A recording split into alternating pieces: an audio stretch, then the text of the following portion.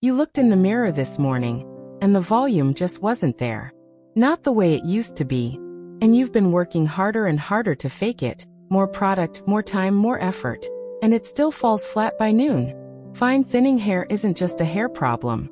It's a quiet daily frustration that's adding years to your face without you even realizing it. Most women lose 4 to 6 visible years of youthfulness simply because they're wearing the wrong cut for where their hair actually is right now. I researched the worst style and beauty mistakes and the best fixes for women over 50 so you get real results fast. Today you're getting 3 specific short hairstyles that are designed for exactly your hair. And part 3 has the one most stylists don't suggest first, but probably should. If you haven't already, hit subscribe. I cover this every week. Part 1. The textured pixie with soft layers. Here's the thing about fine hair that most women don't hear until it's too late. The wrong cut doesn't just lie flat. It makes your entire face read heavier, wider, and older than you actually are.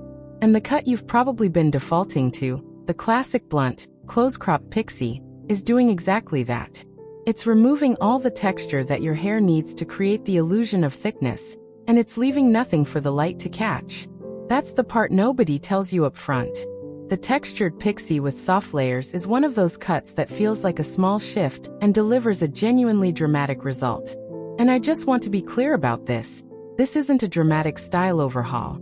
It's a structural correction.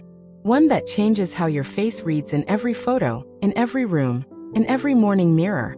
So what does this cut actually do differently? The layers start at the crown and fall in soft, feathered pieces. They don't stack, they move. And movement in fine hair is everything, because movement reads as volume even when the actual density isn't there. Your eye reads the motion and fills in the rest.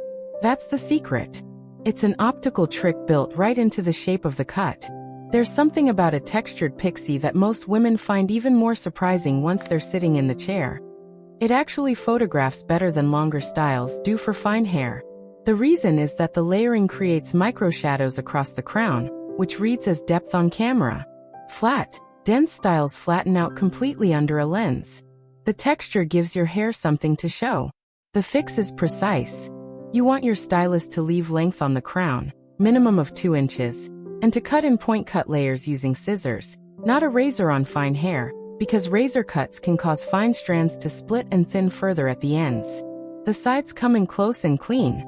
The nape is tapered but not buzzed. And here's the maintenance tip that most stylists forget to mention.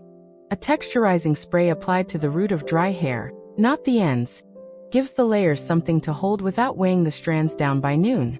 If you're still asking your stylist to just clean it up, you're accidentally asking for the version that keeps the problem in place. The swap is simple. Instead of a cleanup, ask for a reshaping with soft layering from the crown down. Those 2 words, reshaping and layering, change the entire conversation at the chair. You've been doing the hard work. You just needed the right shape working with you. In part 2, I'm getting into the cut that most women think is too young for them, and why that exact assumption is costing them more than they realize.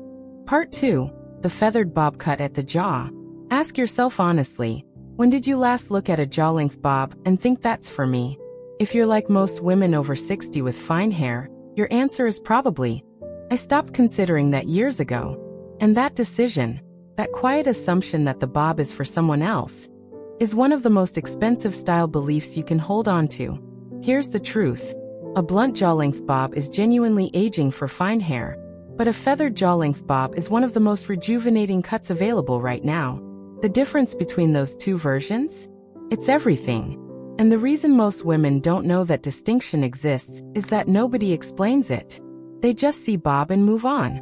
A blunt bob on fine hair creates a visual weight that drags everything downward. Your cheekbones disappear. Your jaw reads heavier. The line of the cut actually draws the eye down and out, which pulls the whole face wide.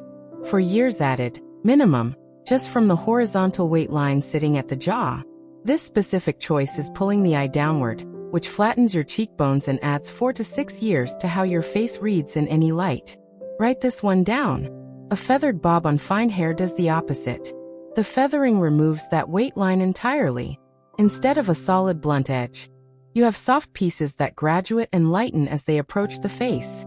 The eye now follows those pieces upward and inward toward your features, toward your beautiful bone structure, toward those cheekbones, toward your eyes.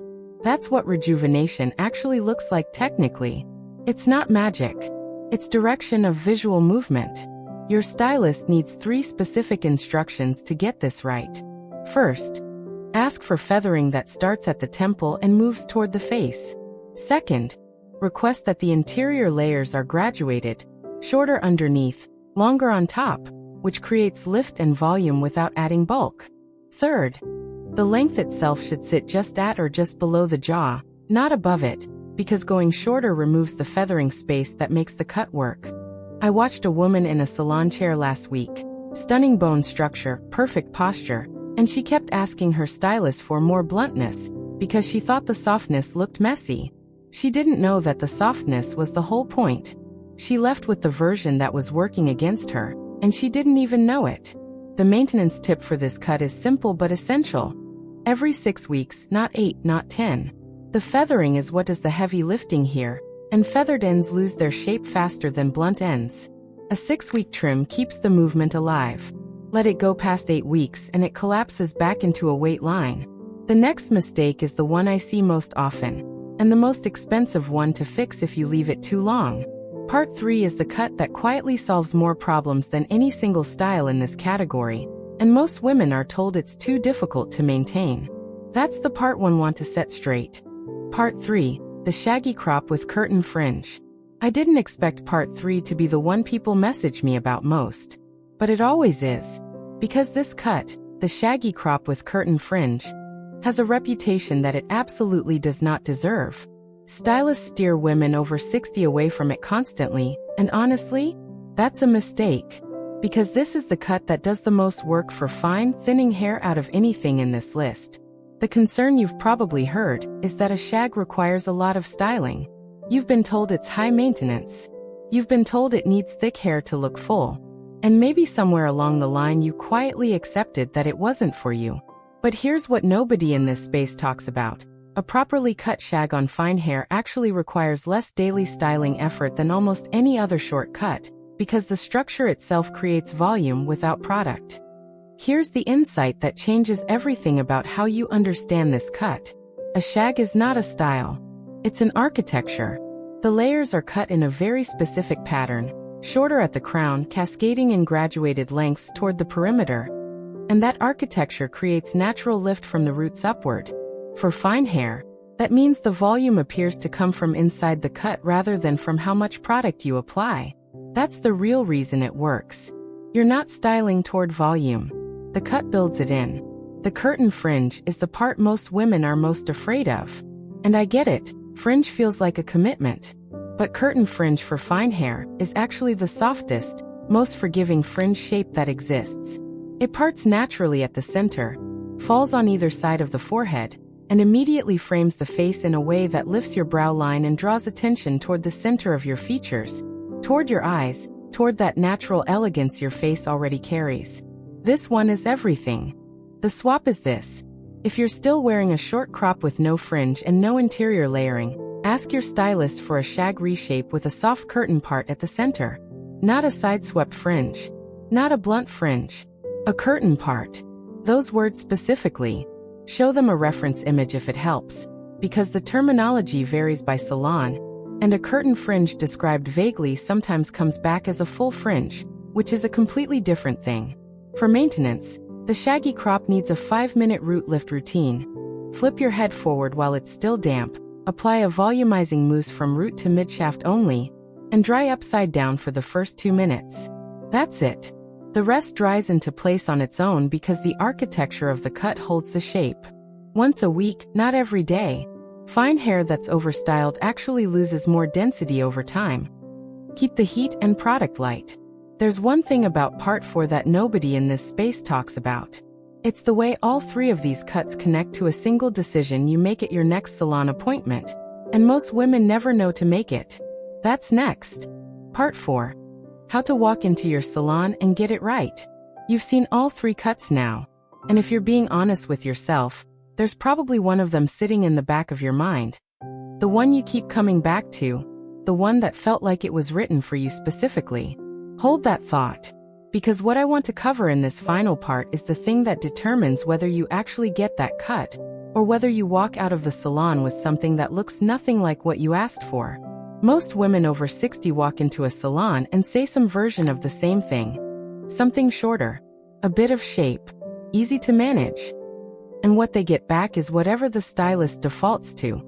Not because the stylist isn't skilled, but because that brief is so open it leaves all the creative decisions to someone who hasn't been living in your mirror every morning. That's the gap. And it's the one that costs you. Here's the specific thing most women never know to do. Come to your appointment with 3 pieces of language, not a photograph alone. Photographs help, but they can be misread. A stylist looks at a reference image and focuses on things you didn't notice, like the density of the model's hair, or the way it was blown out for the shoot. Language is more precise. Your 3 pieces of language are the cut name, the specific technique word, and the one thing you want the cut to do for you. So instead of showing a photo and saying something like this, you say, "I'd like a feathered jaw-length bob, cut with graduated interior layers, and I want it to lift at the cheekbone area." That's it. 3 things. The stylist now has a shape, a technique, and an outcome to work toward. That combination leaves almost no room for a misunderstanding. The second thing, and this is the one I wish someone had told me years ago, honestly, is to bring your dry hair to consultations whenever possible, not freshly washed and blown out. The way your hair sits and behaves naturally, in its actual everyday state, is the state the stylist needs to see. Fine thinning hair behaves completely differently when it's freshly styled. Your stylist making decisions based on a polish blowout is like a tailor fitting you in shoes that are 2 sizes bigger than you normally wear.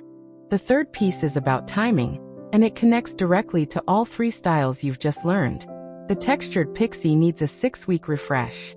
The feathered bob needs 6 weeks maximum. The shaggy crop needs a 5 to 6 week schedule to keep the graduation in shape. If your current routine is an 8 to 10 week gap between appointments, you're spending half your cycle in a version of the cut that's already lost its shape. Shorter cycles aren't more expensive over a year. They're the same cost, just distributed differently. And the daily return on a cut that's always in its best shape is genuinely not comparable. Coming up next, the one accessory detail that silently adds years alongside any hairstyle, no matter how well it's cut. It's not what most women suspect. And it's a quick fix once you see it. You just learned 3 specific hairstyles built for exactly where your hair is right now. Plus how to walk into a salon and actually get what you came for. That's not a small thing. Most women spend years circling the same disappointing appointments. You just skipped all of that. Boom, your hair was always capable of this. Now you know exactly how to get there. Tell me in the comments, which of these 3 cuts felt most like yours? The textured Pixie, the feathered bob, or the shaggy crop with curtain fringe?